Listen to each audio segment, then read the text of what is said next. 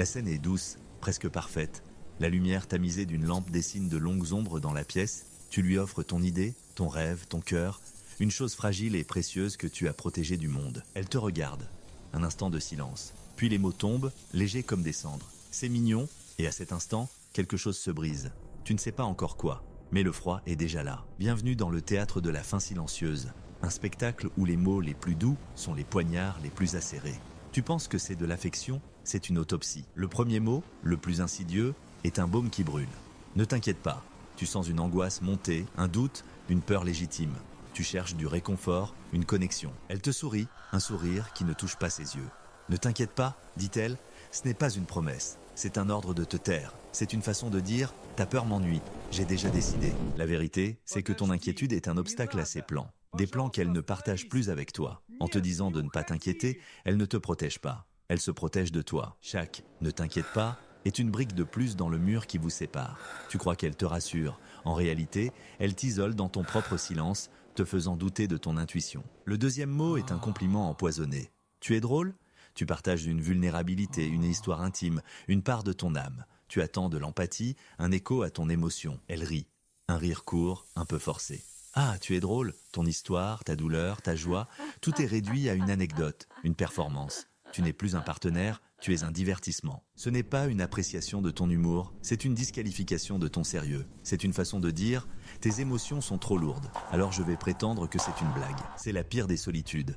Être deux et voir sa propre âme traitée comme un spectacle de seconde zone. Le rire devient le son de la distance qui s'installe, infranchissable. Puis vient le troisième mot, celui qui infantilise. Le coup de grâce déguisé en caresse, c'est mignon. Le même mot que pour un chiot, un enfant, un objet inoffensif. Tu lui montres ton projet, ton ambition, ce qui te fait vibrer. Et elle le regarde avec la distance d'un adulte observant un dessin d'enfant. C'est mignon, dit-elle, et ton ambition se ratatine. Ce mot est une cage dorée. Il dit « J'aime ta passion tant qu'elle reste petite et inoffensive, tant qu'elle ne menace pas mon confort, mon contrôle ou l'équilibre que j'ai déjà décidé. » En qualifiant tes rêves de mignons, elle les castre, elle les rend impuissants. C'est une manière polie de te dire « Ne grandis pas trop, reste là où je peux te voir, là où tu ne me feras pas d'ombre. » C'est une manipulation subtile, un sabotage en douceur. Elle ne brise pas tes rêves avec un marteau, mais les étouffe avec un coussin de velours. Le résultat est le même, la mort. Le quatrième mot est le son du désengagement total, le drapeau blanc de l'indifférence. Comme tu veux, tu lui demandes son avis, tu cherches à partager une décision, à construire ensemble. Sa réponse est un vide, comme tu veux. Tu crois qu'elle te donne le pouvoir, c'est une illusion. Elle ne te donne pas le choix. Elle t'abandonne avec le fardeau de la décision, parce qu'elle ne se sent plus concernée. Votre futur commun est devenu ton futur à toi, tout seul. Chaque « comme tu veux » est une façon de dire « cette décision n'impactera plus ma vie car dans ma tête, je suis déjà parti ». C'est l'arme de celui qui veut partir sans avoir le courage de l'annoncer. Elle te laisse prendre toutes les décisions pour pouvoir, plus tard, te reprocher les conséquences. C'est un piège parfait. Enfin, le cinquième et dernier mot, la porte de sortie de toutes les promesses. Le brouillard qui cache un non définitif. On verra. Tu parles du futur, d'un projet, d'un voyage, d'un nous. Sa réponse est une non-réponse, on verra. Ce n'est pas de l'espoir, c'est un ajournement. Elle ne veut pas de ce futur avec toi, mais elle ne veut pas non plus du conflit que provoquerait un refus direct. On verra est une anesthésie. Elle l'utilise pour t'endormir, pour te faire patienter pendant qu'elle prépare sa sortie en coulisses. C'est le temps qu'elle s'achète sur le compte de ton espoir. C'est le plus cruel des mensonges, car il se nourrit de ton optimisme. Tu t'accroches à ce « peut-être » sans voir que la décision est déjà prise. La porte est fermée à clé, elle te laisse juste regarder le trou de la serrure. Ces 5 phrases ne sont pas des erreurs de communication, ce sont des stratégies, des outils de la communication passive-agressive. Une façon de déclarer la guerre sans jamais tirer un seul coup de feu audible. La personne qui les utilise évite la confrontation directe, car cela l'obligerait à assumer ses décisions, à être l'antagoniste de l'histoire. Au lieu de ça, elle préfère te laisser dans le flou, te faire porter le chapeau de la paranoïa. C'est la forme la plus pure du gaslighting. Tu imagines des choses, tu es trop sensible.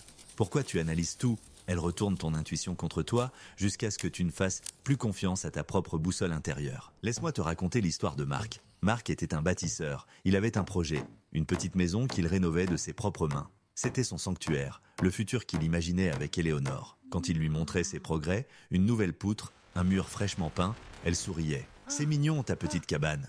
Le mot « mignon » rabaissait son effort. Sa cathédrale devenait une niche. Quand Marc s'inquiétait pour l'argent, pour les délais, elle posait sa main sur son bras.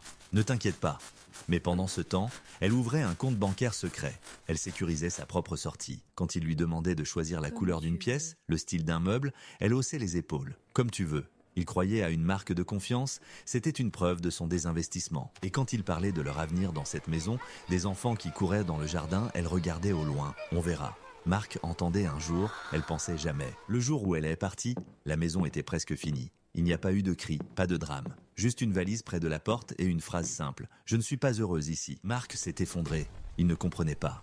Mais tout allait bien, a-t-il dit. Il avait entendu les mots, mais il n'avait pas écouté le silence. Il avait vu les sourires, mais pas le vide dans les yeux. La vérité, la voici. Ces mots mignons ne sont pas le début du problème.